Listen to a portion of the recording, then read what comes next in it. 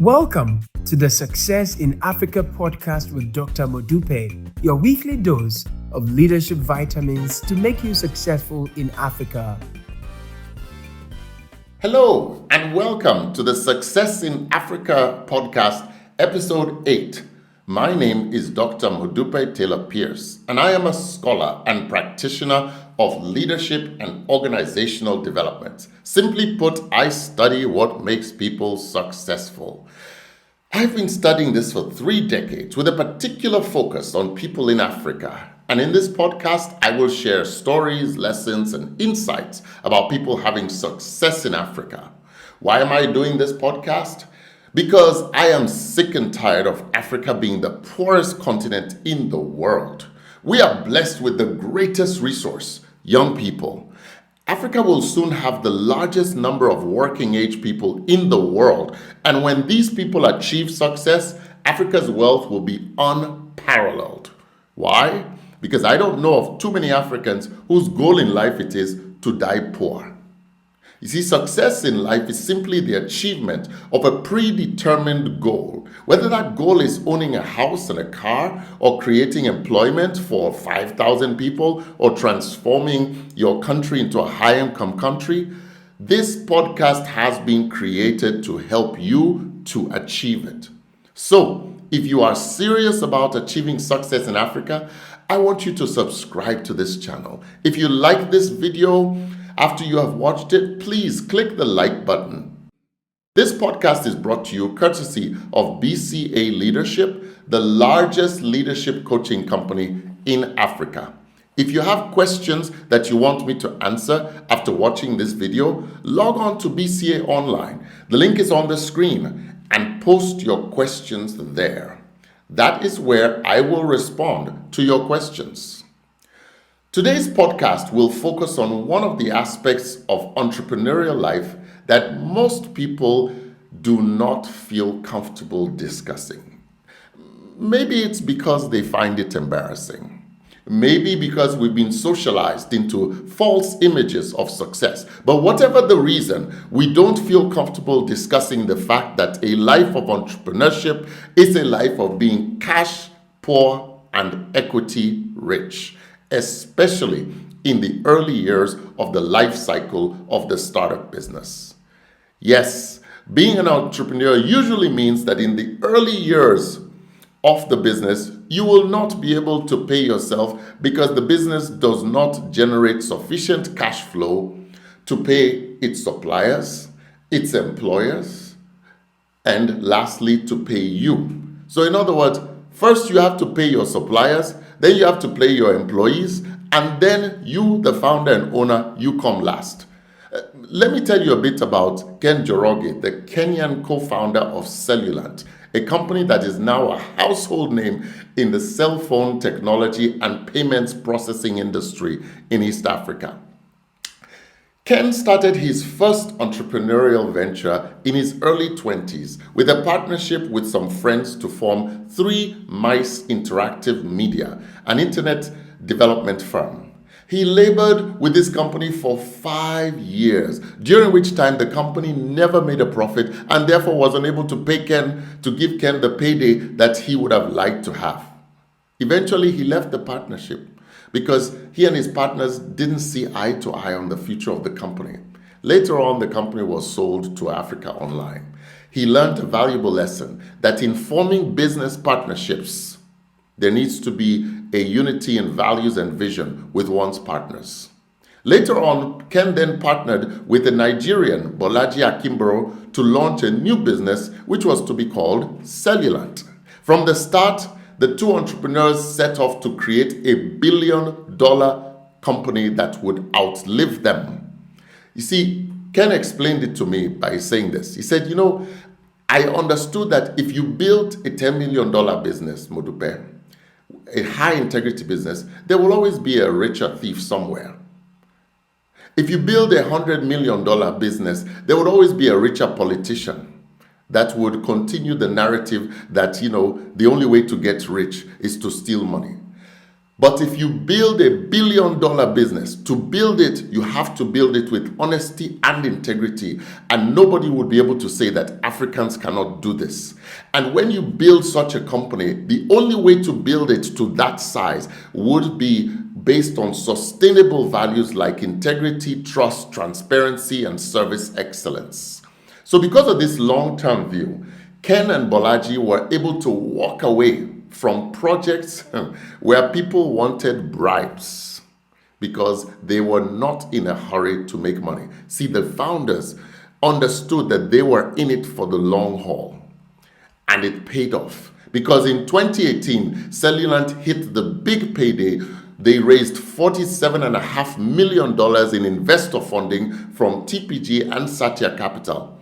This year in 2024, they're in the process of raising over $100 million of additional funding. Not bad for co-founders who started the business with $3,000 of their own funds and maxed out their credit cards as starting capital, with 3 employees working out of a dirty warehouse in 2003. Think about how long it took for them to get to that payday. You see, Ken grew up with a single mother who did not have a lot of money. She worked a modest job as a secretary, and she taught him a valuable lesson. And that was, do not ever let the amount of money that you have in your pocket determine how you see yourself or limit your dreams for yourself. This was to be a powerful lesson that the young Ken would put to good use, because it would be a long time before he had a lot of money in his pocket. You see, because he had learned to live frugally, he was able to always keep a long view of business and withstand the rough times when the business was not making enough money for him to be able to pay himself. You see, Cellulant started as a ringtone company, making ringtones for cell phones, and later pivoted to selling those ringtones and to helping 200 million African users to make phone payments. The company now is a leader in the payments business and processes almost $30 billion in payments. Think about that size. You see, the journey for Ken and Bolaji in building this company required them to live frugally while the company was still young, in development stage. Ken was equity rich and cash poor. You see, his mother's lessons, yes, they rang loud in his ear, and he ensured that he did not exude wealth or poverty at any time, regardless of his actual financial situation.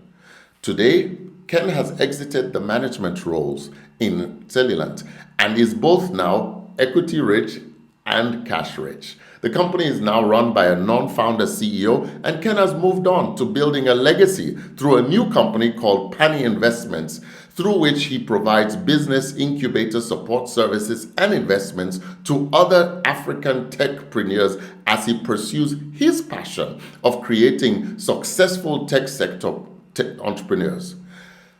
By disciplining himself and his personal spending habits, Ken was able to weather years of being cash poor until the company was strong enough and liquid enough to pay him. See, one of the challenges that African entrepreneurs are often unprepared for is being equity rich and cash poor. You see, this means that for the first few months and years of your business venture, your business may not be able to afford to pay you for the work that you are doing in the business. You may have to pay yourself and even some of your key staff with IOUs, promissory notes, and equity stake. You as the founder will have to endure long periods of being cash poor and yet maintain your dignity, your enthusiasm, and your image of success while you are still driving the company to become successful. This image of success should not be confused with driving a flashy car or traveling first class. Those are false images of success. The success that you need to project is for your company, not for you. The people who need to invest, whom you need to invest in your company are more interested in the success of your business than in your personal success. Do not buy into the myth that you have to dress flashily, live extravagantly, or spend like a superstar in order to attract successful people and investors. On the contrary, that style of living will attract parasites who will come around you to suck you and the company dry. Being equity rich and cash poor means living a simple, dignified life that minimizes personal expenses, maximizes investment of your time and talent into the company, and enhances the company's image as a successful company that is growing and making an impact in the community in which it operates. This is what investors will want to invest in, and not somebody who does not have sufficient self-discipline to pay him or herself last and endure the hard times that is required of most founders. You see, my fellow Africans, one of the saddest myths that is going around today among young Africans is that you have to steal in order to get money, or have to be corrupt in order to get rich. Real wealth that is generational and creates ongoing wealth, that kind of wealth which is sustainable, requires the setup of an organization, a company, and structures that cannot simply be maintained by thievery. You see, in order to create real generational wealth, you have to create an organization that will outlive and outlast you. That means that that organization has to be set up to be run by professional managers who can run the company such that it can produce the dividends, etc., that will go to you and your children and your children's children to the fourth and fifth generation. Such a company cannot be built on lies or corruption, because it has to be built on strong foundations. Otherwise, the very managers whom you want to manage it after you're gone will simply steal the money away from you. So understand this, my fellow Africans. To build real wealth, you have to build organizations for which trust is the backbone. That is how you do it. And you do that by first also living simply, living frugally, because for a long time you will be equity rich and cash poor while you are building those kinds of business. Do not buy into the myth that you can build a real business with government favors or corruption. It does not work. It only will last 30, maybe 40 years at most, until you, the enabler of corruption, basically become old and die, or sick and die. So remember, to create a successful business that is sustainable over the long haul, find problems that need solving, create solutions, tighten your personal belt to ensure that while the company is in developmental stages, your personal spending does not become a parasite for the company that you are trying to build. And remember that for the first few years of your business, you will be equity rich and cash poor. I look forward to reading your comments and feedback about this podcast. Next week, I will share with you another important key to achieving success in Africa. Please don't forget to subscribe to this channel and like this video. Tell your friends about it. Together, we can transform our beloved continent. See you next week. Tomorrow belongs to those people who prepare for it today. See you next week.